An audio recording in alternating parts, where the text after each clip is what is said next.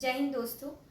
हमारे देश में 13 से 15 अगस्त के बीच हर घर तिरंगा अभियान चलाया जा रहा है और पूरे देश के नागरिक इस अभियान में जोरों शोरों से हिस्सा ले रहे हैं।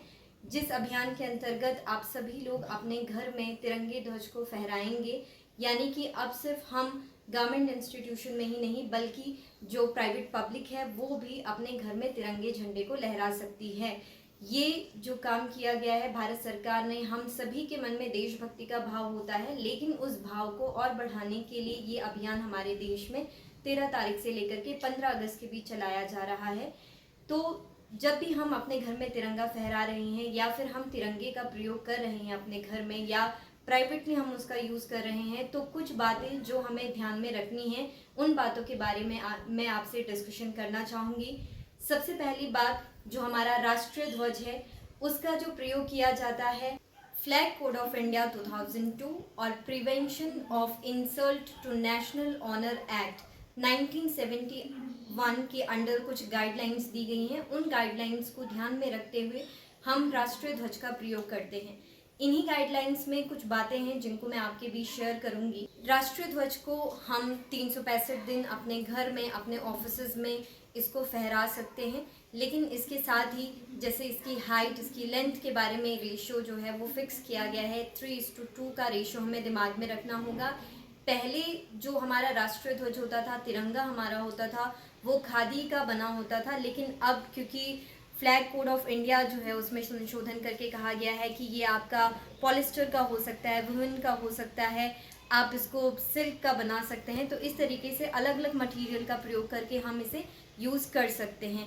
फिर बाकी बात आती है कि क्या हम अपनी गाड़ियों में इनका प्रयोग कर सकते हैं। तो कुछ कैटेगरीज दी गई हैं कि अगर आप प्रेसिडेंट ऑफ इंडिया हैं, अगर आप वाइस प्रेसिडेंट हैं, अगर आप प्राइम मिनिस्टर हैं, चीफ मिनिस्टर हैं, चीफ जस्टिस ऑफ इंडिया हैं, जजेस of high court, supreme court, इस तरीके की कुछ कैटेगरीज हैं, तभी आप इनका प्रयोग अपनी गाड़ियों के सामने, हम देखते हैं गाड़ियों के आगे से राष्ट्रीय ध्वज का प्रयोग किया जाता है।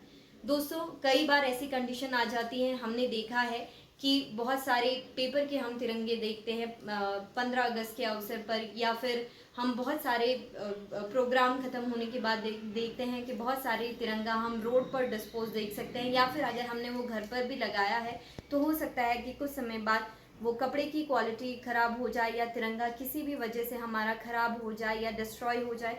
तो इस कंडीशन में आप क्या करेंगे? तो उसके लिए भी इसमें कुछ कंडक्ट दिए गए हैं कि उसके लिए आप तिरंगे को किस तरीके से डिस्पोज कर सकते हैं। तिरंगे को डिस्पोज करने का सबसे अच्छा तरीका बताया गया है कि आप इसको प्राइवेटली बर्न करें। प्राइवेटली बर्न करने का मतलब है कि पब्लिक प्लेस पे सबके सामने नहीं, आप अपने प्राइवेट में, अकेले में जो डैमेज तिरंगा है या फिर आप कहीं पर रोड पर पड़ा हुआ कोई डैमेज तिरंगा देखते हैं तो आप उसको प्राइवेटली बर्न करके डिस्पोज कर सकते हैं, आप उसको पब्लिकली डिस्पोज नहीं कर सकते हैं।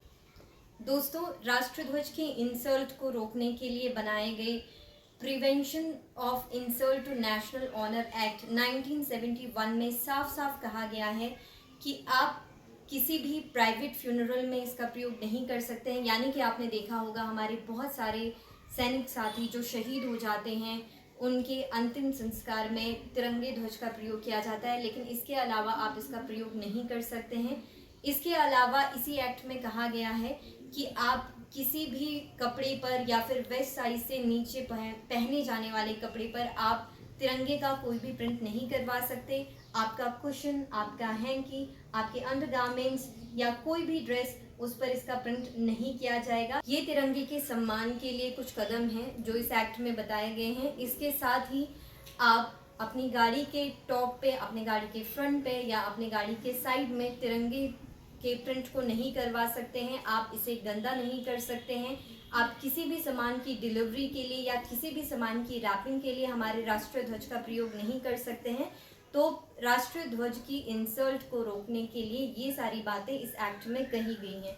इसके अलावा इस एक्ट में कहा गया है कि क्या आप राष्ट्रीय ध्वज का अपमान करते हैं तो क्या उसके लिए कुछ प्रावधान है। तो हाँ, बिल्कुल, राष्ट्रीय ध्वज का अपमान करने के लिए या उसे पब्लिकली बर्न करने के लिए सजा का प्रावधान किया गया है, और वो सजा है आपको 3 साल तक जेल हो सकती है अगर आप राष्ट्रीय ध्वज का पब्लिकली बर्न करते हैं, इसका अपमान करते हैं। 3 साल तक की आपको जेल हो सकती है, उसके साथ ही आप पर जुर्माना भी हो सकता है, या फिर ये दोनों केस यानी कि 3 साल की सज़ा और जुर्माना आपको ये दोनों केस साथ में किए जा सकते हैं। तो इसलिए साथियों, आप जब ये 13 से 15 अगस्त के बीच हर घर तिरंगा अभियान में हिस्सा ले रहे हैं, ज़रूर हमें इसमें बढ़ चढ़कर हिस्सा लेना चाहिए, लेकिन हमारे राष्ट्र ध्वज की गरिमा को ध्यान में रखते हुए, इसके सम्मान को ध्यान में रखते हुए, ना ही इसे धरती पर टच किया जाना चाहिए और ना ही ये कहीं पर ज़मीन पर या वाटर है उसमें ये टच किया जाना चाहिए। तो इसकी डिग्निटी को ध्यान में रखते हुए हम इस हर घर तिरंगा अभियान में शामिल हों और 15 अगस्त को हम अपना स्वतंत्रता दिवस इसी खुशहाली के साथ मनाएं। जय हिंद।